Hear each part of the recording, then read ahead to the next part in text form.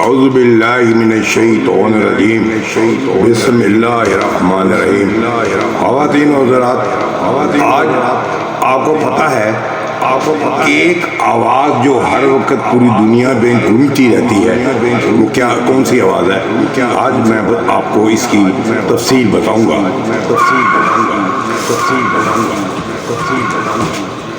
ایک آواز جو ہر وقت پوری دنیا میں گونجتی رہتی ہے۔ دنیا کے نقشے کو دیکھیں، اسلامی ملک انڈونیشیا پورا عرض کے مشرق میں واقع ہے۔ یہ ملک بے شمار جزیروں پر مشتمل ہے، جس میں جاوا، سماٹرا، بورینو اور سلیز مشہور جزیرے ہیں۔ انڈونیشیا آبادی کے لحاظ سے سب سے بڑا ملک ہے۔ 22 کروڑ آبادی کا اس مسلم ملک میں غیر مسلم آبادی کا تناسب آٹے میں نمک کے برابر ہے۔ طلوع سحر سلیز میں واقع جزائر میں ہوتی ہے۔ صبح 5:30 بجے طلوع سحر کے ساتھ ہی انڈونیشیا کے انتہائی مشرقی جزائر میں فجر کی اذان شروع ہو جاتی ہے۔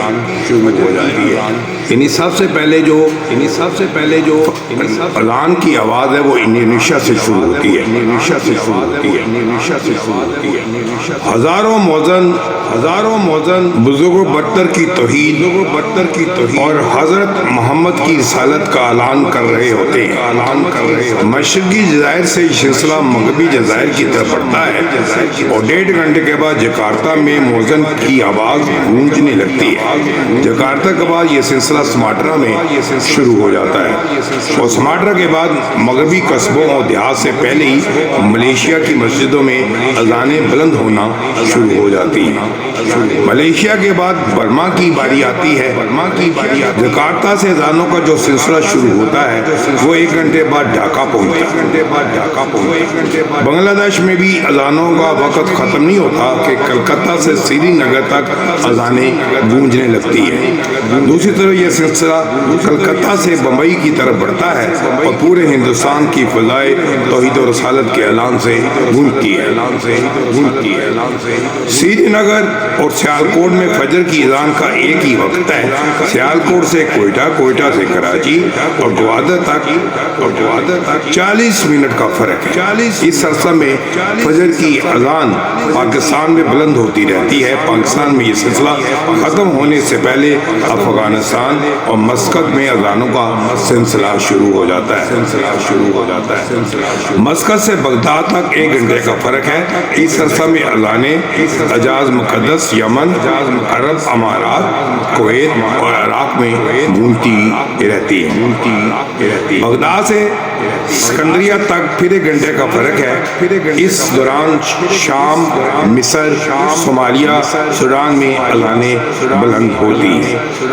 اسکندریہ اور استنبول ایک ہی طویل و عرض پر واقع ہیں۔ مشرقی ترکی سے مغربی ترکی تک 1.5 گھنٹے کا فرق ہے۔ اس دوران ترکی میں صدائے توحید و رسالت بلند ہوتی ہے۔ اسکندریہ سے طرابلس تک 1 گھنٹے کا فرق ہے۔ اس عرصے میں شمالی افریقہ، لیبیا، تیونس میں اذانوں کا سلسلہ جاری رہتا ہے۔ فجر کی اذان، جس کا آغاز انڈونیشیا کے مشرقی جزائر سے ہوا تھا، 9.5 گھنٹے کا سفر طے کر کے بحیرہ اوقیانوس کے مشرقی کنارے تک پہنچتی ہے۔ فجر کی اذان کے بحیرہ اوقیانوس تک پہنچنے سے قبل بھی مشرقی انڈونیشیا میں ظہر کی اذان کا سلسلہ شروع ہو جاتا ہے اور ڈھاکہ میں ظہر کی اذانیں شروع ہونے تک مشرقی انڈونیشیا میں عصر کی اذانیں بلند ہونے لگتی ہیں۔ یہ سلسلہ 1.5 گھنٹے میں بامشکل جکارتا پہنچتا ہے کہ انڈونیشیا کے مشرقی جزائر میں نماز مغرب کا وقت ہو جاتا ہے۔ جس وقت مشرقی انڈونیشیا میں عشاء کی اذانیں بلند ہونے لگتی ہیں، اس وقت افریقہ میں فجر کی اذانوں کا وقت ہوتا ہے۔ کیا آپ نے کبھی غور کیا کہ کرہ ارض پر 1 سیکنڈ بھی ایسا نہیں گزرتا جس وقت ہزاروں لاکھوں موذن بھی ایک وقت اللہ بزرگ و برتر کی توحید اور محمد صلی اللہ علیہ وسلم کی رسالت کا اعلان نہ کر رہے ہوں؟ انشاءاللہ علی یہ سلسلہ قیامت تک جاری رہے گا۔ اللہ تعالیٰ آپ کا حامی ناصر ہو انشاءاللہ ایک نئے موضوع کے ساتھ دوبارہ حاضر ہوں گا. خدا حافظ.